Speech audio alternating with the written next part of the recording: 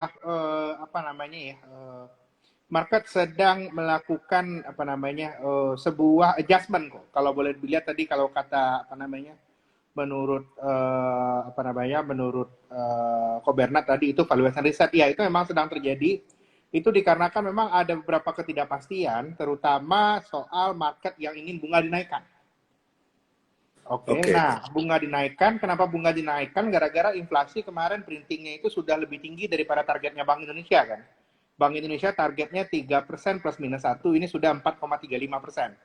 Jadinya memang bunga ini lebih tinggi. Nah, jadinya di kondisi valuation reset ini sebenarnya yang saat ini market itu lagi melakukan discovery, ini ya salah satu yang paling penting itu, market itu pengen lihat Indonesia ini inflasinya naik itu setinggi apa? Kalau ternyata Pertalite naik, inflasi kita berapa? Misalnya Pertalite naik 10%, inflasi kita nyampe nggak 5%, 6%, 7%, atau nggak 8%? Itu yang sekarang apa namanya pasar itu lagi melakukan sebuah adjustment ya. Lalu habis inflasi tinggi, bunga kita seberapa tinggi lagi?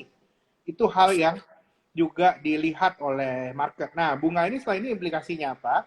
Kalau bunga ini naik, sebenarnya secara tidak langsung era likuiditas berlebih yang terjadi dalam beberapa tahun ini, ya dalam dari tahun 2020 ya sebenarnya itu likuiditas berlebih, itu sebenarnya sudah sampai pada akhirnya dan memang, nah ini likuiditas berlebih itu adalah cerita tentang outperformnya sektor banking.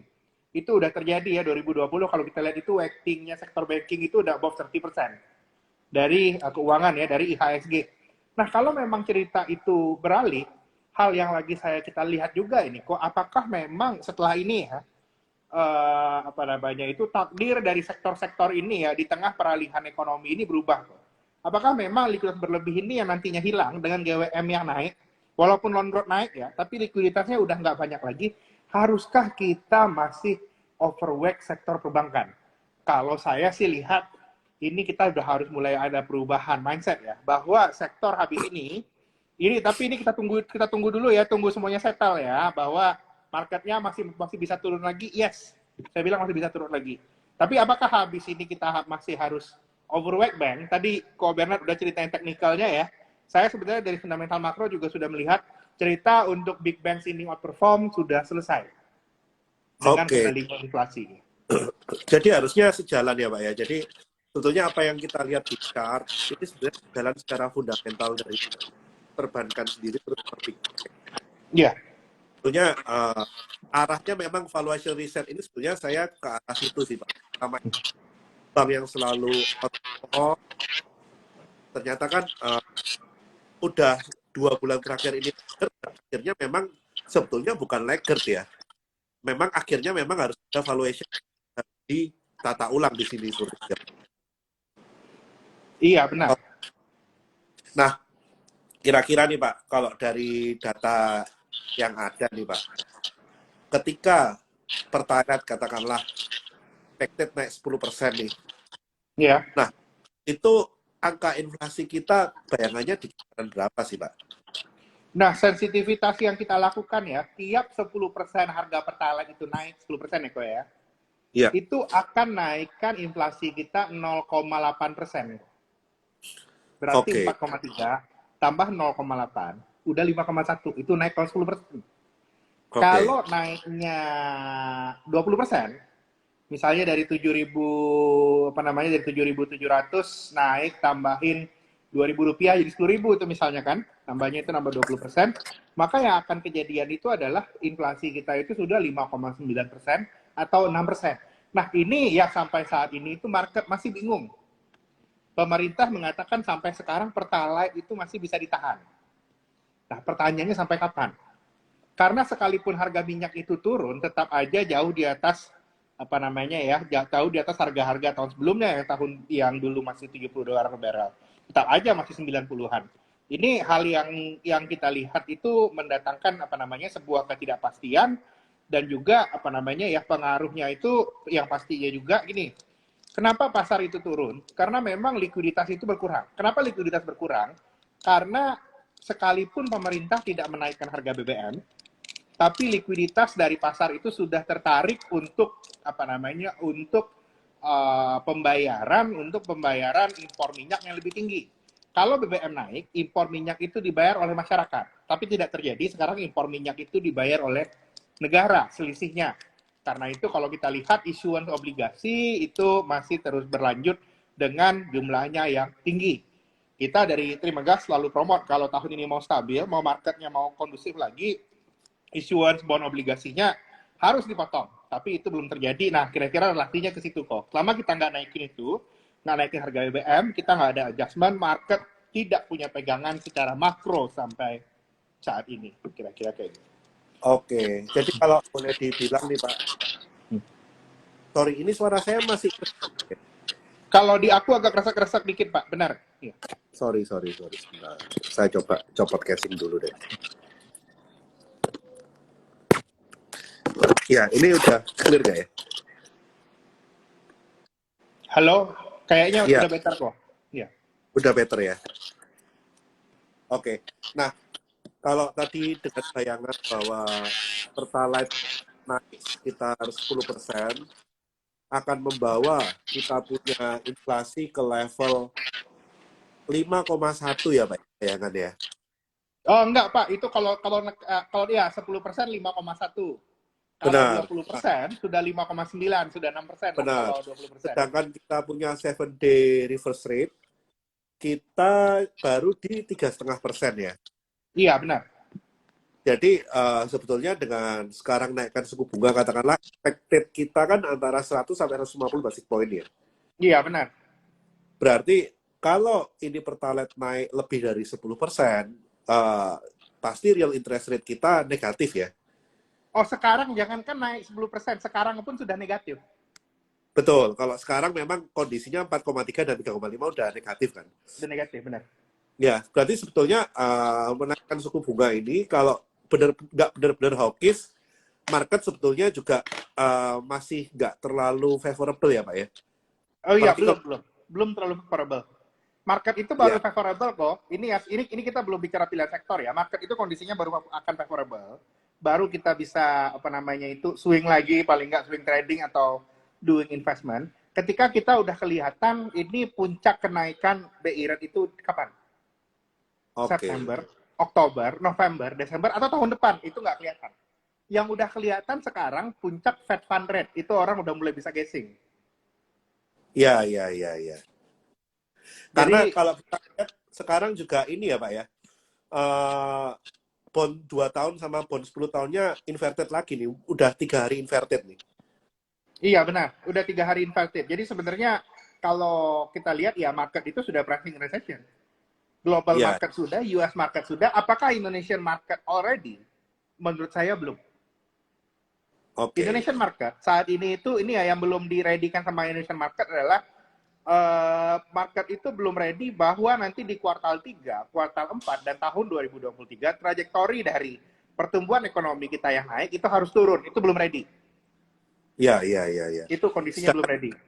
Ya, proyeksi pertumbuhan masih di 5,2 ya Pak ya kalau nggak salah ya. Yes, masih di 5,2 ya. Di pertumbuhan kalau di pemerintah 4, di BI 4,8 sampai 5,5. Jadi ya yang belum pada aware itu adalah mungkin momentum kita juga sudah peaking itu kondisinya. Kalau memang real recession is coming.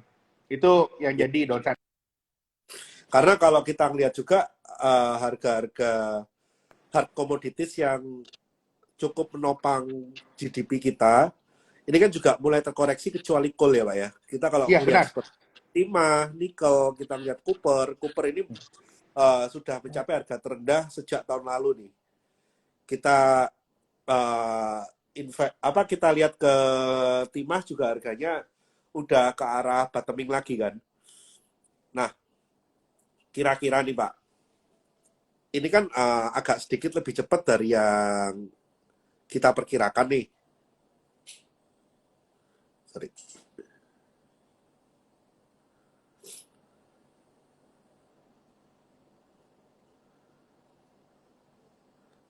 Oke, sebentar. Internetnya putus.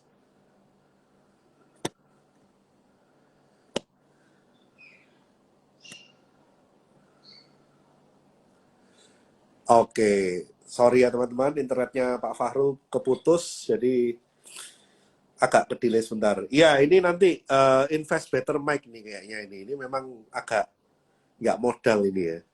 Harap maklum. Cuma harusnya suara mic-nya udah baik-baik saja ini.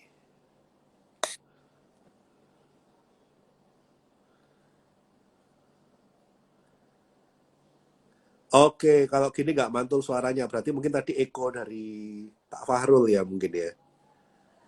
Nah, ini sepertinya jaringannya Pak Fahrul kurang bagus nih.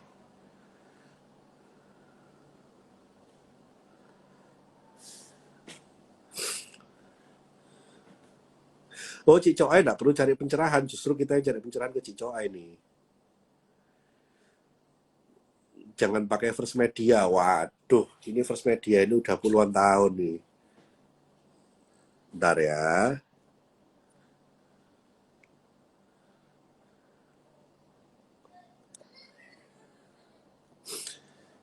Ya.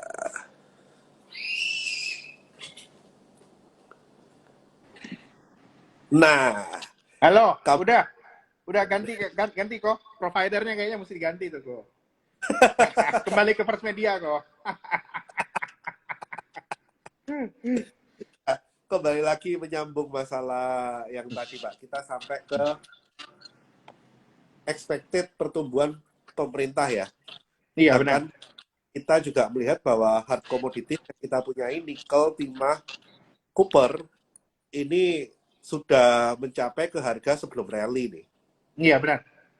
Nah, ini kira-kira seberapa besar pengaruh dari hard commodities yang udah mulai softening ini Pak terhadap potensi growth GDP kita? Karena yang menopang sekarang kan sisa coal aja ya. Kalau boleh dibilang CPO juga udah mulai softening ya. CPO juga udah mulai ini ngeri-ngeri sedap ya, udah mulai peaking, udah mulai turun ya. Benar. Jadi yang aku lihat itu sebenarnya di kondisi sekarang ini ya dengan turunnya hard commodity ini yang banyak ya momentum pertumbuhan Indonesia udah nggak bisa setinggi kemarin. Nah tapi kalau yang saya lihat ya yang bakalan bikin momentum pertumbuhan ekonomi Indonesia turun itu sebenarnya yang paling gede itu bukan dari penurunan harga komoditi ini kok. Yang Oke. paling gede itu nantinya itu adalah dari tekanan rupiah. Oke. Kalau follow seminar saya dengan Himdasun di bulan lalu, itu udah diceritakan bahwa kalau memang US Treasury ini yieldnya stay tinggi, walaupun sekarang turun-turun, ini normal ya, tapi nanti itu akan tinggi lagi. Kalau nanti itu naik terus, maka Indonesia itu mau nggak mau itu harus current account-nya itu surplus di atas 1% PDB atau lebih tinggi. Selama itu belum tercapai, tekanan di dalam, nah ini dia, tekanan pada rupiah itu akan terjadi. Ini yang lagi kejadian sekarang ini. Rupiah ke 15.000, ditahan 14.900. Tapi eventually, kalau data pertumbuhan kita kuartal 2 dan kuartal 3 ini masih bagus kok, rupiahnya itu akan terdepresiasi itu lebih dalam. Jadinya saya lihat, sekalipun ya apa namanya itu harga komoditas turun itu akan mempengaruhi, yang akan lebih banyak lagi nanti itulah tekanan dari rupiah. Tekanan rupiah ini akan memaksa ekonomi kita melambat. Ini yang saat ini market itu belum terlalu aware, itu yang kita lihat. Oke. Karena kalau kita lihat, kan tadi Pak Faru sempat state ya, kita harus plus 1% dari PDB, di mana kan sekarang kita masih plus berapa persen Pak? Plus 0,4. Dalam Jadi butuh kondisi 2 kali lipat lagi. benar. Plus Mau 0,4. itu 0,4 harga batu bara 300 kok. Mau Benar. harga batu bara 600? Enggak kan? Benar. Jadi Ya. sebetulnya kalau kita dengan target surplus 1% dari PDB ini sebenarnya kan target yang agak susah untuk tercapai ya. Agak susah untuk tercapai dengan mempertahankan pertumbuhan seperti ini. Baru akan Betul. tercapai kalau menurut saya kalau pertumbuhannya melambat. Impor kita turunan. Oke, oke. Nah, sedangkan dalam kondisi saat ini impor kita juga malah mulai naik ya. Masa Dan masih mulai naik di situ saya lihat apa namanya turning point-nya itu yang kejadian. Karena itu untuk supaya ekonomi kita bisa adjust, biasanya financial market-nya akan adjust duluan kok. Baik dalam bentuk ya, pelemahan rupiah ataupun penurunan IHSG. Itu yang lagi kita alami sekarang. ya. Karena kalau kita lihat nih Pak, transaksi di IHSG 2 minggu terakhir itu kan value-nya juga mengkhawatirkan nih. Value-nya iya, kalau value turun tuh kalau menurut saya Pak karena salah harga Kak. Kalau harganya benar pasti rame. Berarti di Benar, 6.600 ini pun masih salah harga sebenarnya kalau benar, kita benar. pakai itu ceritanya ya. Berarti kalau kita lihat kan sebetulnya di angka 6.600 ini banyak orang yang mau beli juga males, mau jual juga masih nunggu gitu kan? Ya, benar. Mau beli juga malas, mau jual masih nunggu. Ya, karena Ya, harganya nggak pas tadi itu. Benar. benar, benar, benar. Ini karena kalau kita lihat Pak, buat teman-teman juga yang belum aware, transaksi harian IHSG itu peaking di 2020 itu 20 triliun ya setiap harinya. Average-nya mungkin antara 15 sampai 17 triliun. Hari ini hanya 9,4 triliun.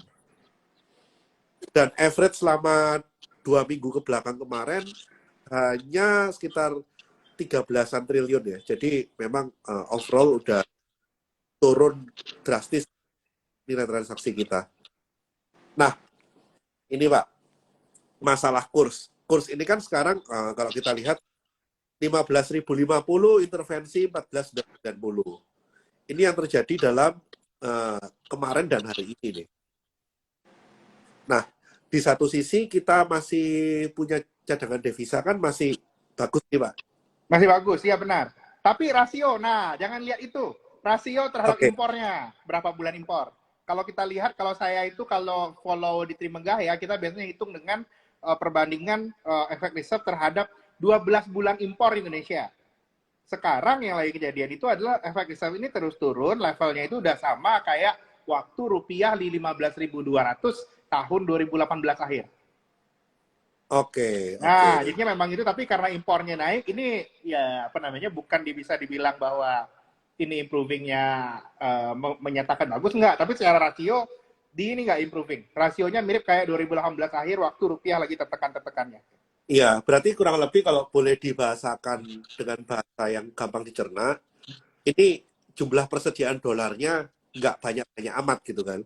Nggak banyak-banyak Secara amat, benar. tiangnya gede, tapi karena konsumsinya gede, jadinya secara bulan juga nggak jauh gitu kan. Yes, benar. Oke. Nah, dengan kondisi yang ada sekarang, Pak, ketika nanti katakanlah nih sinyal-sinyal yang diberikan BI ini ternyata udah direalisasi bahwa mereka akan menaikkan gradually 25 basis point dan hopefully sesuai dengan target yang diingini oleh kita yaitu antara 100 sampai 150 basis point.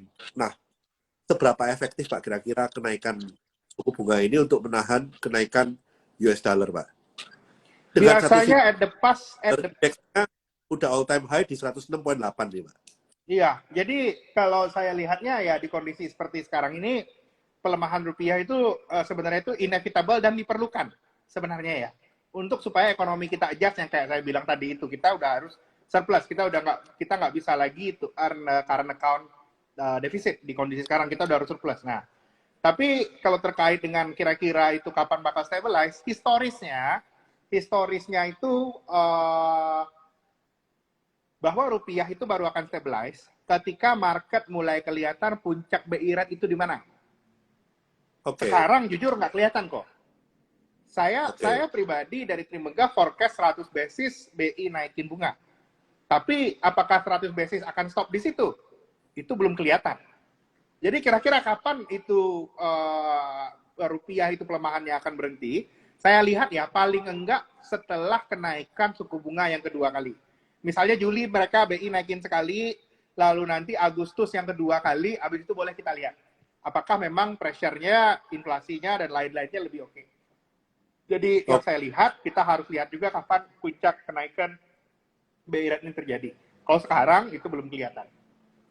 Karena kan kalau kita ngomong tema inflasi nih Pak, sedangkan di Yes. Amerika sendiri kan soft commodities yang memicu inflasi udah mulai softening juga kan harganya. Dari wheat, Yes. corn, ini kan udah mulai, kalau wheat sendiri boleh dibilang harganya udah balik tahun lalu nih. Bukan Yeah. karena supply-nya bertambah, tapi lebih ke arah demand-nya memang udah berkurang ya. Iya. Nah, tapi ini kan lagi-lagi harga komoditis yang cenderung melemah ini kan bukan karena masalah supply-nya diperbaiki ya Pak ya. Tapi kan Yes. karena Ini hanya gara-gara orang pricing in resesi. Pertanyaan saya, resiko terbesar itu adalah market itu masih lihat resesi sebagai hal yang menangani inflasi. Yang belum dibahas oleh market itu adalah what if this inflation is permanent Just like what happened in the 70s. Iya, iya, iya. Ternyata resesi, tapi harga minyak nggak turun ke 50. Harga minyak stop di 90 tetap.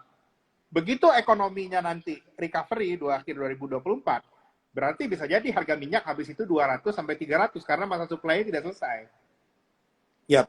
Belum Karena lagi memang supply di minyak, di batu bara, dan lain-lain juga. Mas, ini kan nggak diselesaikan, tapi harganya hanya price in ke masalah resesi doang ya Pak ya? Resesi, ya benar. Jadi pada dasarnya yang kejadian sekarang ini kok yang tidak enaknya, seluruh ini kan kita di otoritas kan ada otoritas moneter, otoritas fiskal. Saat ini gara-gara pemerintahnya tidak bisa berbuat banyak untuk supply, moneternya bilang, I only do my job. I will do my job best to sustain the price. Itu yang kita yang lagi dilakukan oleh kebijakan moneter ya. Moneter itu nggak peduli. Oh, lu masalah supply nggak ya kita nggak peduli. Target kita harga. Ya nggak apa-apa. Kita akan lemahkan ekonomi sampai harga terkendali. Tapi kalau setelah itu ternyata memang masalah supply-nya tidak bisa diselesaikan oleh pemerintah di seluruh dunia dan bottleneck ini akan terjadi, maka inflasi itu akan stay high dalam waktu yang lebih lama. Itu yang terjadi di tahun 70.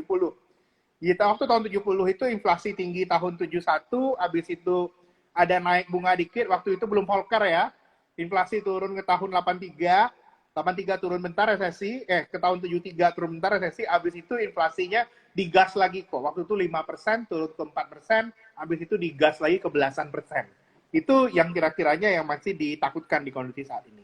Jadinya, kalau ada orang bilang tesis itu inflasinya turun, saya tidak lihat itu akan terjadi. Karena resiko yang kejadian tahun ini itu adalah stagflation sebenarnya. Itu yang kita lihat. Nah, ini kan kemarin-kemarin kan kita melihat bahwa stagflation ini di Indonesia bisa kita lewati dengan mulus. Karena melihat komoditi yang cukup bagus, harga batu bara yang stabil di atas. Tapi sepertinya karena kebijakan yang juga lambat merespon market, kayaknya kita juga nggak terhindarkan juga ya Pak ya dari namanya stagflation. Nggak terhindarkan. Tadinya itu yang saya harapkan ya kita bisa mengoptimalkan stagflasi dengan jualan barang-barang yang kita punya kok. Karena kita punya segala hal yang dibutuhkan ketika stagflasi. Ternyata memang tidak segampang itu ya.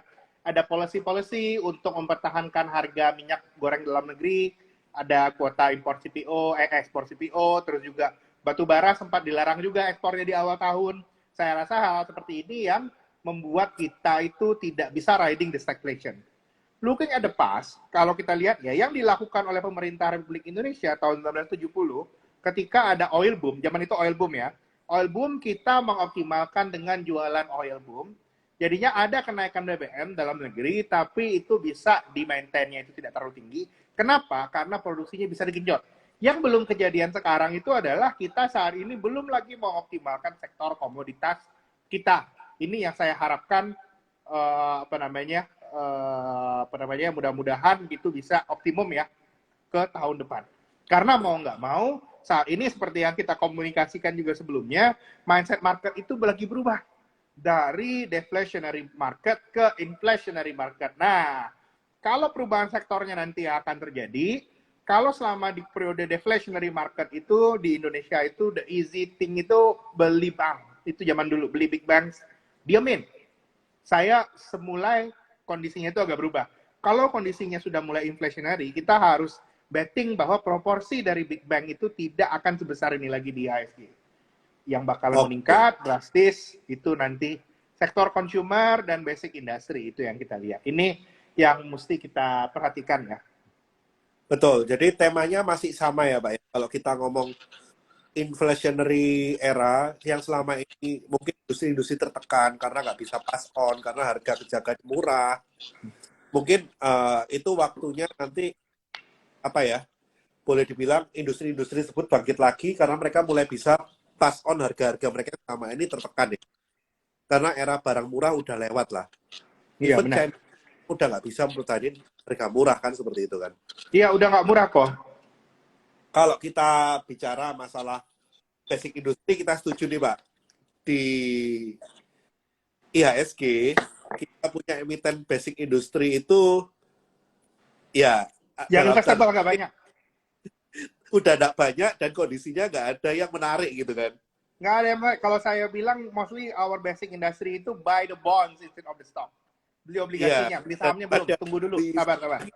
impon sekalian gitu. Ya, bondsnya boleh, kalau sahamnya masih belum. Ya. Nah, oke. Kalau kita ngomong consumer nih, Pak, lebih ke arah staples atau yang cyclical? Saya lihatnya ke Staples sih. Staples ya, Pak ya? Staples, karena tema yang lagi akan kejadian ya di kondisi inflationary seperti ini, bahwa yang kejadian itu adalah banyak orang itu trading down. Misalnya Oke. yang tadinya sudah sering makan di luar jadi balik makan mie instan lagi di kondisi kayak gini. Yang kejadian Oke. itu adalah yang kelas menengah di perkotaan kayak kita ini kok, itu trading down kejadiannya. Kenapa trading down? Ke biaya kehidupan kita naik kan? Tapi Oke. gara-gara biaya kehidupan kita naik, sebenarnya di sisi lain itu ya, petani-petani di daerah, petani di desa-desa, itu jadi punya duitnya jadi banyak lagi. Petani cabai, petani bawang, itu Oke. justru juga membuat mereka yang tadinya itu udah banyak pulang kampung dan hidup dari kebun sendiri, sekarang punya uang. Sekarang punya uang, bisa belanja di apa namanya di kota kabupaten atau di kotanya masing-masing ya. Jadi kalau aku lebih lihatnya ini perpindahan uang. Kalau uang sebelumnya itu banyaknya di kalangan urban, di kayak kita akan pada main saham kan. Sekarang kita udah terpaksa bayar apapun lebih mahal. Bayar pangan lebih mahal, bayar makanan, baik makan di warteg lebih mahal, di rumah makan Padang lebih mahal, di restoran juga lebih mahal. Jadinya sekarang itu apa namanya income pass through-nya itu lebih bergerak ke kelas menengah ke bawah itu yang kita lihat. Menengah ke bawah dan pedesaan itu mulai meningkat. Oke. Nah, kalau kita ngomong emiten staples nih, Pak, ini kan sejalan nih. Kalau kita lihat beberapa emiten staples, itu kan kayak kita ngomong Unilever lah. Itu kan udah mulai ada akumulasi sejak dia di harga 3.800 sampai Iya. ke 5.000 ini akumulasinya masih konsisten. Kita bicara staples lagi, Myka, kita bicara ICP, ini kan juga terjadi akumulasi yang dalam jumlah yang tidak sedikit. Even kalau kita bicara seperti HMSP pun akumulasi yang terjadi di market ini juga cukup lumayan. Ini Iya. berarti sebenarnya intact dengan pandangan makronya ya Pak ya? Intek itu ya yang saya lihat ini lumayan intek sama makronya. Kalau aku sih lihat kalau from the micro side kita tinggalkan bank pindah ke emiten-emiten sektorial. Oke. Nah, kalau ada satu pendapat seperti ini Pak, inflationary asset ini kan juga nggak jauh-jauh dari yang namanya komoditi, di mana oke, komoditi ini kan softening nih kayak tahun 2008 ketika global financial crisis semua react bahwa komoditi akan turun, supply apa demandnya akan turun, harga komoditi langsung rontok seketika kan, Pak. Iya. Di mana 2008 itu mulai relief, ternyata komoditinya rally kembali gitu kan. Iya. Nah, apalagi sekarang ini kan ada masalah supply yang belum kelihatan penyelesaiannya nih. Nah, apakah hal yang sama akan terjadi, Pak, dengan komoditi? Saya lihat iya. Saya lihat sekarang ini sebenarnya itu hanya tarikannya satu tarikan untuk up, setelah ini lompat lagi lebih tinggi. Jadinya saya lihat kata komoditas saya masih suka. Tapi Oke, memang tapi memang kita lihat dulu kapan tema reflation trade itu kembali.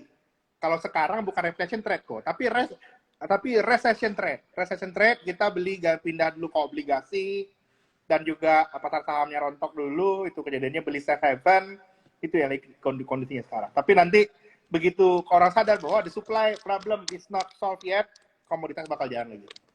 Dan iya, saya iya. harapkan mudah-mudahan Indonesia posisinya itu nggak kentang kayak sekarang lagi. Kalau sekarang kan Ya, mengecewakan ini. ya, Harga komoditas tinggi tapi kok pertumbuhannya nggak 6%, kecewa. iya, Mudah-mudahan iya. nanti ya kalau itu udah kejadian bahwa polisinya lebih align harusnya bisa lebih jalan.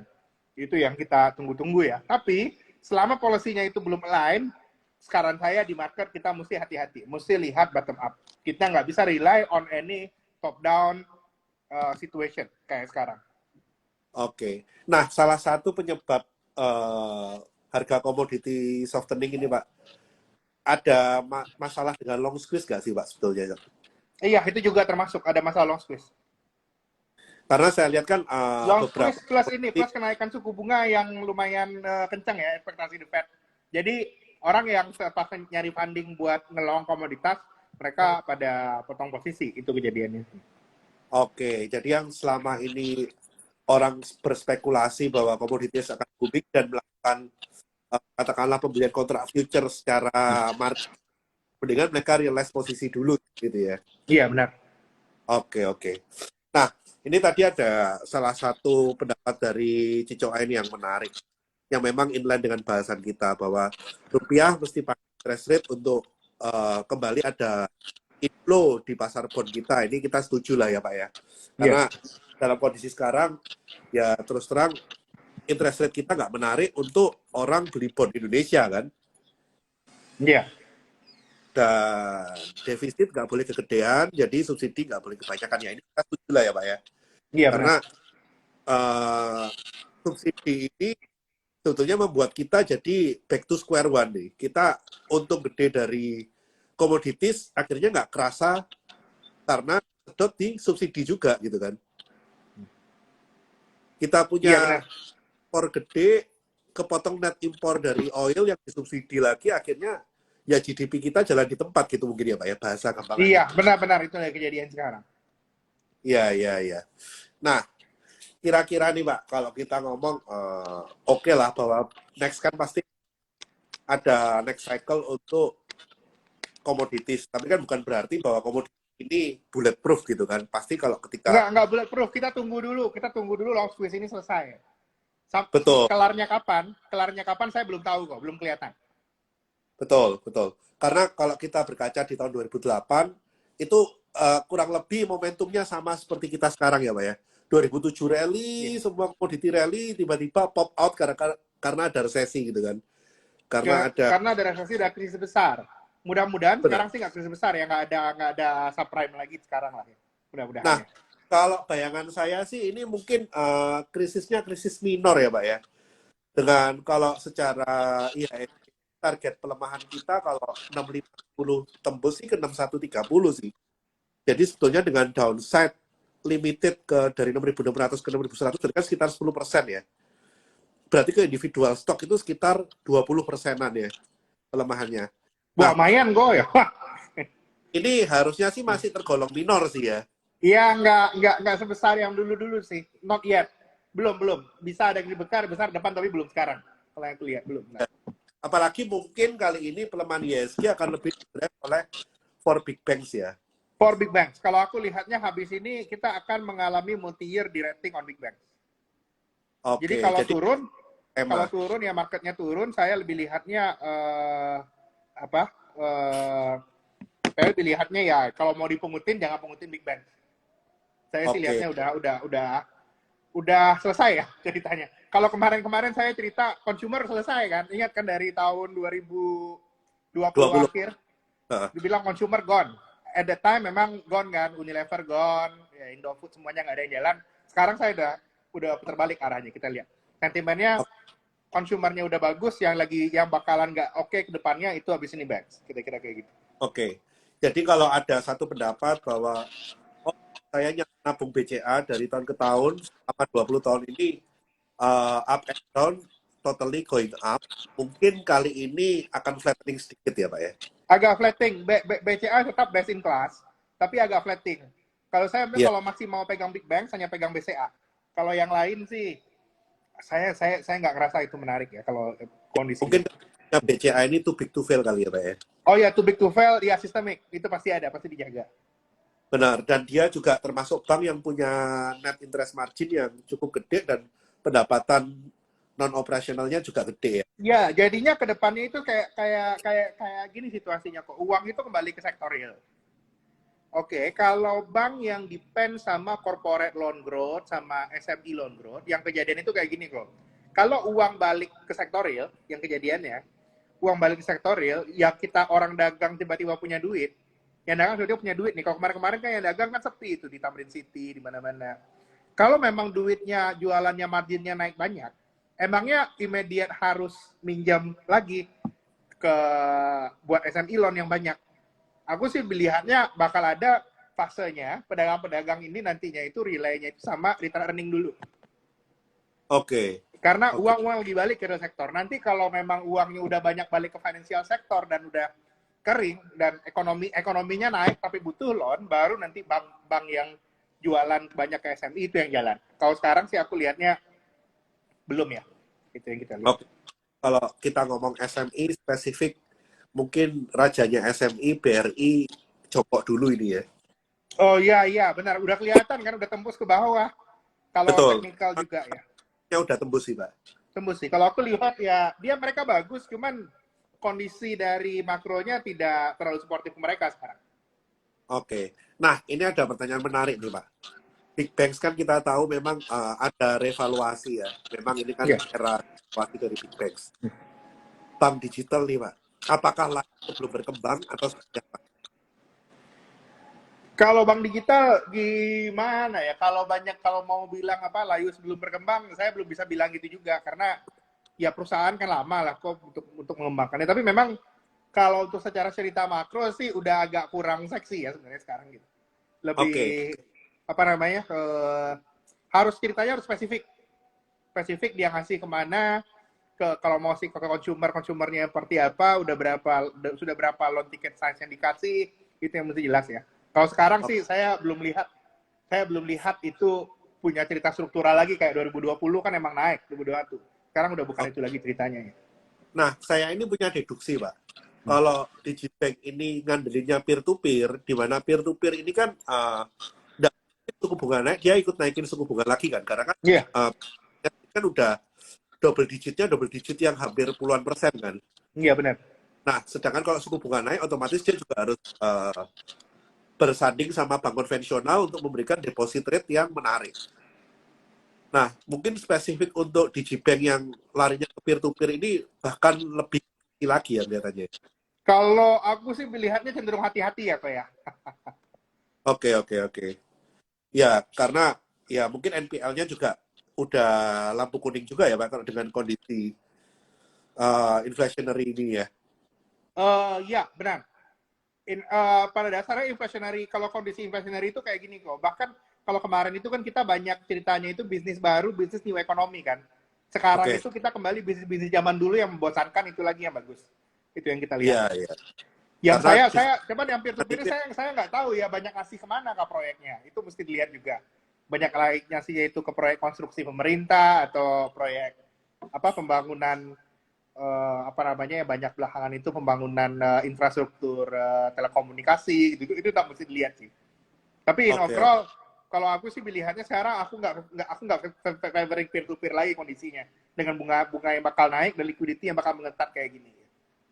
Iya, iya, iya, iya. Berarti misalkan nih Pak ada digibank yang concernnya ke pengembangan ekosistem dari ekosistem digibanknya, di mana dia mungkin memberikan pinjaman ke seller-seller unbankable people yang small medium enterprise tapi yang nggak terjangkau oleh perbankan sebelumnya, Pak. Jadi ini yang di luar marketnya BRI, yang nggak bisa disentuh oleh BRI, yang mungkin selama ini kan kita anggap seksi nih. Iya. Ini yang unbankable people. Nah, ini kira-kira dengan era inflationary, era yang tadi Pak Farul bilang mungkin banyak SME akan lebih pakai retain mereka untuk reinvest. Apakah ini juga termasuk ke SME yang unbankable people itu, Pak?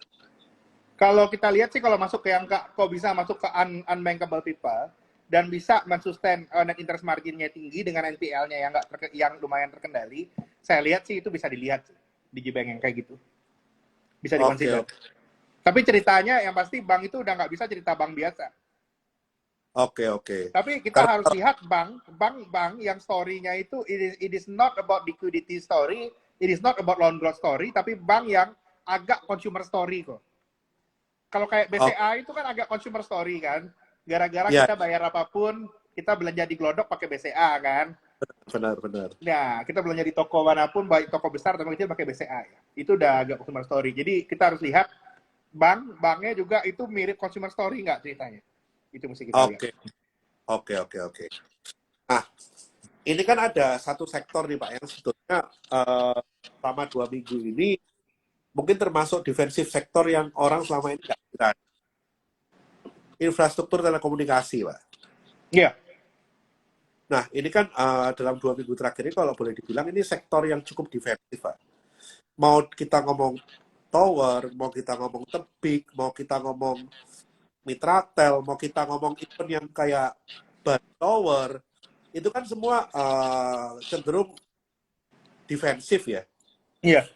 Nah, apakah aset-aset infrastruktur telekomunikasi ini termasuk eh, sektor yang bisa kita andalkan ya Pak ya kalau dalam era-era inflasi ini?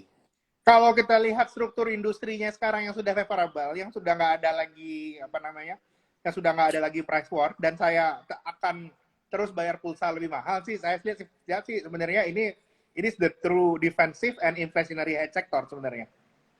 Oke, terlepas bahwa Tapi ini ya, tapi kalau di kondisi sekarang ini jangan beli big playernya. No, big playernya to suffer di kondisi sekarang. Market oke, share-nya nggak bisa naik. Yang bakal naik itu adalah perusahaan yang lagi ada restructuring dan kondisinya diprediksi itu akan membaik ke depannya dan gaining market share. Kayak Excel, kayak Indosat itu lebih preferable dibandingkan Telkomnya sendiri. Itu yang kita lihat. oke. Jadi Karena jadi kalau ceritanya ini sekarang ini adalah kalau deflation itu cerita gajah nginjak semut. oke, Sekarang kondisinya udah berbeda. Kalau di kondisi inflationary cycle, kondisi itu akan banyak itu kayak David versus Goliath kok. Jadi banyak Goliath itu yang jatuh. Jadi pemain-pemain kecil ini ada ruang baru. Karena itu kalau aku lihat ya pemain yang bakal naik itu ya Excel, Indosat, ya mungkin tawar-tawaran itu juga favorable sih sektornya ya. ya karena kalau boleh kita bicara, mungkin pemain besar ini di era inflasi ini kan mereka punya beban operasional kan nggak mungkin dekat begitu aja kan Pak. Iya benar. Sedangkan kecil ini kan mereka lebih fleksibel untuk cutting operating cost kan. Yes benar. Jadi mereka juga lebih lincah, mungkin untuk ekspansi, untuk makan market share kan mereka juga lebih lincah ya. Iya benar. Oke. Nah, ini ada satu pertanyaan nih. Kalau duit investor dari saham pada ditarik, duitnya diinvest kemana? Apa cuma? Nah, ini Nah, sebenarnya, ini pertanyaan yang saya paling senang ngejawabnya bulan-bulan lalu kok. nah, Ini gimana? jawabannya sebenarnya dari clear dari awal tahun. Kalau di kondisi inflationary kayak gini, kemanakah perginya semua uang itu? Uangnya saya bilang ya, uang para investor di Indonesia saat ini, cuan itu habis untuk beli bensin. Setuju nggak kok? Raisa aja sampai istighfar kemarin sama harga bensin. Jadinya bukan uangnya kemana, uang itu nggak kemana-mana. Uang itu ditarik dari financial sector, ditarik ke sektor real. Habis cuan dipakai untuk jalan-jalan, beli bensin mahal, beli cabai mahal. Sekarang ongkos nongkrong di Jakarta udah mahal loh kok kalau kalau gua hitung-hitung ya. Misalnya, waduh ini kok makin mahal ini makan di mall. Ya udahlah makan di rumah aja. Itu udah mulai kejadian kayak gitu. Ya, Inflasi ya, ya. naik. Uang kita yang tadinya itu nangkring di pasar keuangan balik ke sektor real. Itu yang kejadiannya. Jadi Ya, apa ya. yang paling bagus sebenarnya? Paling bagus sebenarnya kalau Bapak Ibu punya bisnis, balik dulu ke bisnisnya. Uangnya untuk modal kerja dulu. Itu juga yang sebenarnya diinginkan sama The Fed, diinginkan sama BI juga. Orang balik lagi ke sektor real. Ini secara implisit ya, keinginan central bank gara-gara ekonominya sudah normal. Tapi tetap nantinya kalau saya lihat itu tetap maintain certain proportion itu tetap di saham. Itu yang kita lihat. Cuman kondisinya ya harus lihat-lihat. Harus rajin-rajin pantengin IG-nya Ko Bernard sama saya juga. Kira-kira Pokoknya seperti itu. lewatan ya, Pak ya. Iya, benar. Karena market ini kan dinamis, jadi kadang Iya, apa ya? Apa yang favorable di bulan ini belum tentu jadi favorable di bulan ke depan kan gitu kan. iya benar. Kita Jadi, mesti lihat fasenya di mana. oke. Saya bilang ini ya, kalau mungkin kalau bahasa agak filosofisnya itu kita mesti tahu ketika masuk market ini, market itu lagi pengen kita kaya apa kita miskin. Ya, Kalau tahun 2020 sama 2021, market wants you to be rich. Beli apa aja naik, beli kripto kosong juga naik kok. Ingat nggak waktu itu kita main apa itu? ya, Apa? semua gitu kan. Market wants you to be rich. Kenapa? Karena likuiditas yang berlimpah itu gara-gara orang nggak mau belanja, maka harganya naik. Kan gara-gara banyak duit itu harganya naik. Itu diharapkan kita mau belanja habis cuan banyak. Kan kayak gitu. Sekarang Ya, market pada dasarnya yang mesti kita tahu, market don't want you to be rich. Kenapa? Market itu butuh pengen kamu balik kerja dong. Kondisi ekonomi udah membalik gitu. Kalau ya, balik-balik di saham juga orang udah pada narik duitnya ya harga sahamnya turun.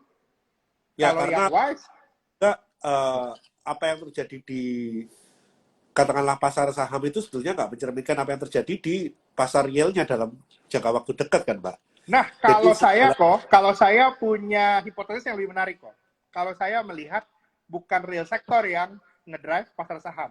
Tapi justru pasar saham ini sebagai sarana alokasi sehingga akan mempengaruhi real sektor. Kalau pasar saham turun kok, apakah right issue akan banyak? Nggak ada right issue kan? Kalau harga saham turun kan, harganya nggak bagus. Benar. Jadinya nggak ada apa namanya right issue, maka aktivitas ekonomi turun. Gara-gara investment turun, GDP growth turun, gara-gara pasar saham turun. Saya lihat gitu. Gara-gara yield obligasi naik, nggak ada orang ekspansi, nggak ada orang issue bond, nggak ada minjam. Ekonomi turun. Tapi kalau pasar saham naik, ekonomi naik. Kalau saya sih dilihatnya kayak gitu kok. Oke. Justru stock market, bond market, currency market itu ahead of everything yang menunjukkan gimana kondisi sektorial ke depannya. Ya, karena kan ada pendapat bahwa sebetulnya pasar saham itu kan sifatnya leading ya. Leading, Jadi, itu leading. Itu saya percaya, itu leading.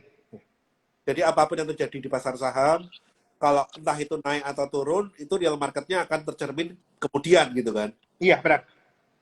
Oke. Nah, ini yang kemarin kita sempat bahas di Warga 88 nih, Pak. Inflasi tinggi, kenapa emas turun nih? Nah, ini juga nih. Kalau udah follow kita IG berbulan-bulan, saya akan selalu anti emas, anti kripto dari bulan November. Orang pada nanya-nanya, Pak Farul, kok anti emas bukannya emas naik, Pak? Enggak. Ada perbedaan logika yang sangat material di sini. Kondisi inflasi yang terjadi sekarang ini, inflasi yang bersama dengan uang balik ke sektor real. 2020 dan 2021 itu nggak ada uang di sektor, semuanya beli emas kan. Semuanya beli emas, kripto, terbanglah itu. Tapi kan nggak menghasilkan apa-apa sebenarnya. Di kondisi sekarang ini, sektor realnya mulai menghasilkan sesuatu.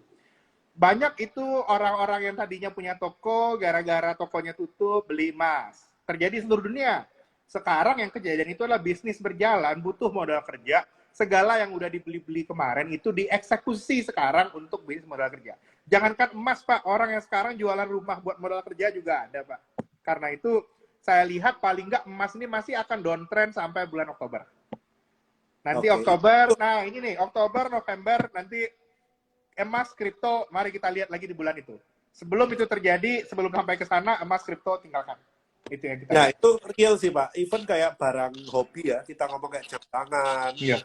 kita ngomong mobil-mobil hobi, itu harga memang agak terkoreksi sih. Iya. Iya benar, juga turun harganya. Pokoknya harga-harga barang ini yang lagi kejadian sekarang ini kok, harga barang-barang yang kebutuhan real kita sehari-hari, barang-barang yang necessity itu naik. Ya kan? Mau apa namanya, harga bahan makanan sehari-hari, uang sekolah, transportasi itu naik kan. Basic necessity. Yang turun itu adalah harga barang-barang mewah yang nggak terlalu penting. Harga Yap, emas, barang hobi, properti yap. yang diinvestasikan, yang untuk investasi itu turun. Itu level kejadian sekarang. Dan saya lihat ini belum selesai, ini baru mulai kalau di Indonesia. Kalau di US kan udah dari tahun lalu tuh kita bisa argue ya apa namanya turunannya udah selesai. Kalau sekarang kalau di Indonesia belum. Kita sih apa namanya itu masih naik ya. Karena itu yang terjadi di masa properti sekarang itu adalah kalau di properti mewah yang kejadian itu adalah bisnismen yang 2020-2021 dengan gampangnya beli properti gara-gara uangnya banyak. Sekarang uangnya itu buat bisnis lagi, Pak. Karena itu yang kejadian penjualan properti mewah jadi agak sulit. Karena itu kita nge-call properti dari awal tahun nggak jalan kok. Itu yang kejadian. Benar, benar, benar. Mungkin yang properti yang jalan memang properti yang bagian dari necessity ya. Necessity yang kebutuhan dasar. Benar, Rumah properti mungkin harga biasa 1 ya. M, yang properti entry level, itu yang mungkin Iya. yang kelihatan bagus ya. Iya. Itu masih Oh, bagus ya, itu kita lihat ya. Karena itu satu properti kita, gara-gara satu properti kita kan isinya rumah mewah semua, jadinya agak sulit ya, gitu yang iya. kita lihat Oh, kondisinya sekarang. price akan drop sebetulnya housing price ini bukan akan drop ya, tapi Sudah, sudah drop. sudah drop. Sudah berapa tahun terakhir ini drop? Ya. Sudah dari 2016 itu drop dan belum membaik sih. Iya. Ini baru sideways 2 tahun terakhir sih terus terang. Iya benar. Oke, ini ada satu pertanyaan. Besok malam ada data non-farm payroll dan unemployment rate US. Bagaimana pengaruhnya terhadap IHSG? Ya, Ini, kita sih ini ya yang market harapkan sekarang itu data non-farm payroll itu jangan bagus lagi. Kalau ternyata non-farm payroll itu turun, berarti unemployment rate di US sudah mulai turun, berarti inflasi sudah mulai turun. Kalau ternyata masih bagus, inflasi masih ngegas, berarti the Fed bakal ngegas. Itu yang betul. kita lihat ya. Yang kita harapkan sih terus terang di Amerika inflasi udah flattening. Iya.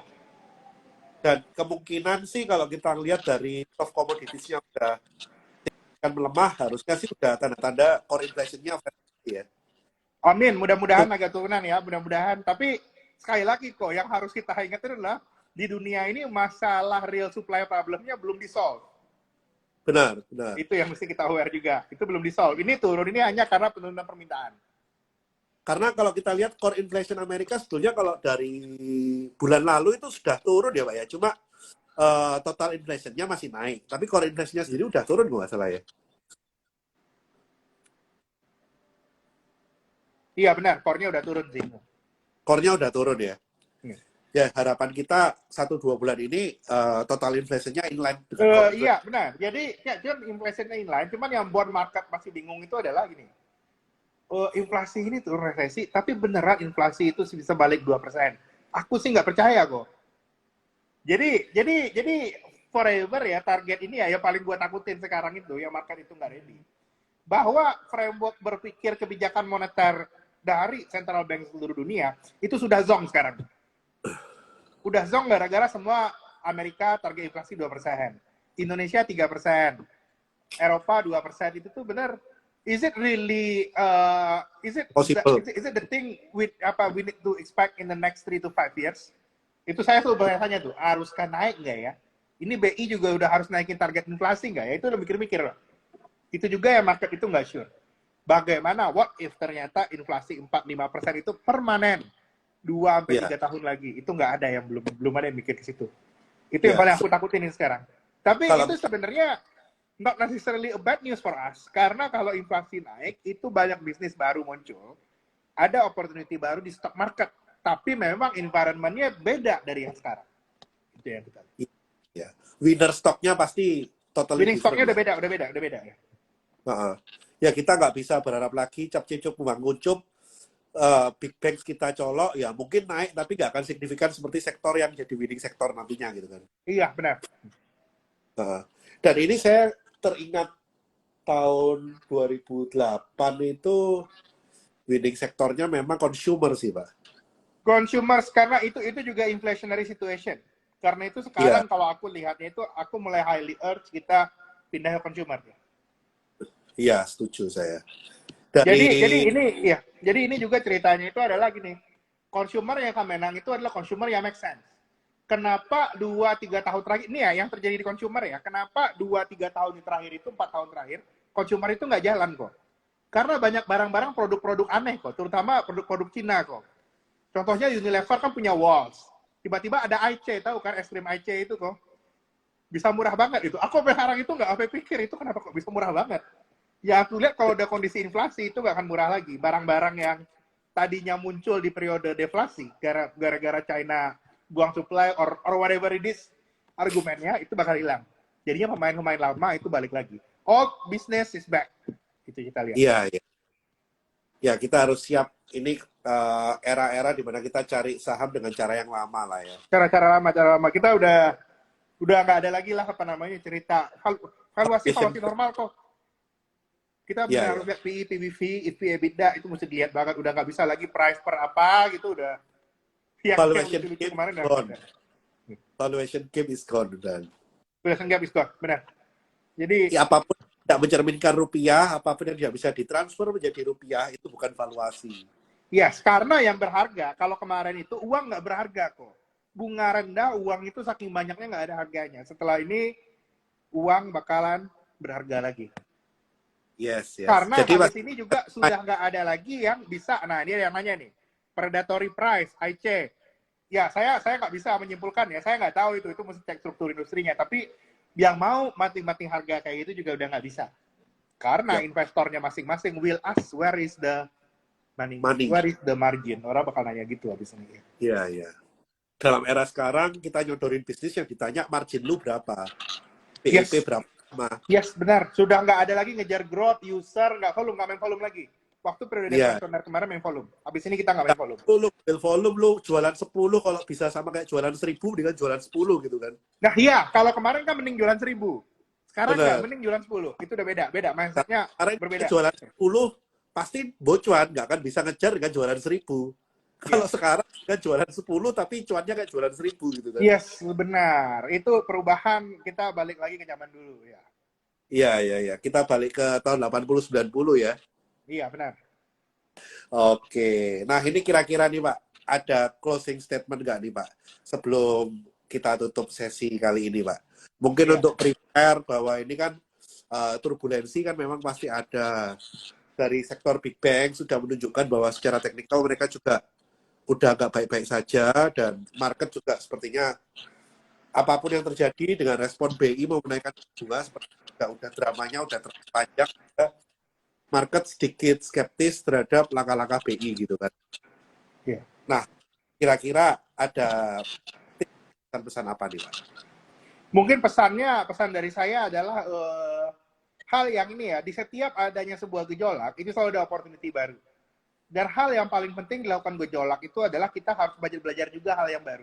Jadinya saya lihat di kondisi seperti ini, hal yang harus investor lakukan itu mulai contemplate, mulai review lagi, mulai belajar lagi, banyak baca lagi, ini kira-kira setelah ini arahannya kemana. Itu yang kita, seperti yang saya bilang tadi, bahwa kondisinya itu seperti diskusi kita dengan Ko Bernard, kondisinya itu habis ini itu berubah gitu. Jangan gampang FOMO juga di kondisi ini. Ini saya lihat kondisi yang require kita lebih, ini kondisi seperti ini waktu yang pas kita banyak belajar, kita banyak baca. Jadi ketika kita nanti itu ketemu saham yang kita inginkan, banyak baca, kita nggak tedeng aling-aling pas harganya murah, pas IHSG di 6.100 kata Ko Bernard, kita bisa dengan PDHK. Itu nanti yang Benar, paling penting kita dapatkan. Jangan sampai benar, ketika nanti bear market yang turunnya itu sudah terjadi, ketika harga saham sudah murah, kita nggak tahu mau beli apa. Itu lebih nyesek, lebih sakit lagi kok. benar. Kalau kata Tahu-tahu saya, muncul jangan gitu. pikirkannya sekarang, kita harus mikirin nanti kita harus nyarok apa, kira-kira gitu. Ya, gunakan waktu sebaik-baiknya. Ini kan sekarang pada megang cash. Kalau Iya. yang belum cash, coba dikonsider untuk short selling dulu, gitu kan. Nah, dalam kondisi seperti itu, mulai screening deh. Screening bener-bener kira-kira yang under value mana, yang potensinya kasih growth, yang gampang untuk di forecast siapa, yang kasih dividen gede siapa, yang tidak cyclical lah. Itulah yang bisa untuk membantu ya, mempersiapkan ketika yang terjelek itu terjadi ya. Ini sinyalnya Pak Farul hilang lagi nih kayaknya. Ya, oke. Mungkin ini sinyal Pak Farul hilang lagi. Mungkin kalau pesan dari saya, ya ini market kemungkinan besar tanda-tandanya memang akan arahnya melemah. Bottoming-nya belum kelihatan. Kalau dari technical, kita melihat 6510 most likely bagi saya udah bukan lagi support kuat, karena big banks-nya juga udah rontok semua. Jadi prepare, temanya itu SOS, sell on strength. Jangan FOMO, sekarang nggak eranya lagi HK-HK, ini eranya tawar di support, yang supportnya benar-benar support kuat. Kalau support nggak kuat jangan dipakai, ya kan? Dan lakukan baik-baik untuk screening, karena nanti ketika marketnya bottoming, kalian udah tahu kalian mau beli apa. Ya, mungkin kurang lebih kayak gitu. Thank you untuk waktunya. Sampai jumpa lagi bareng Pak Fahrul di sesi yang sama bulan depan.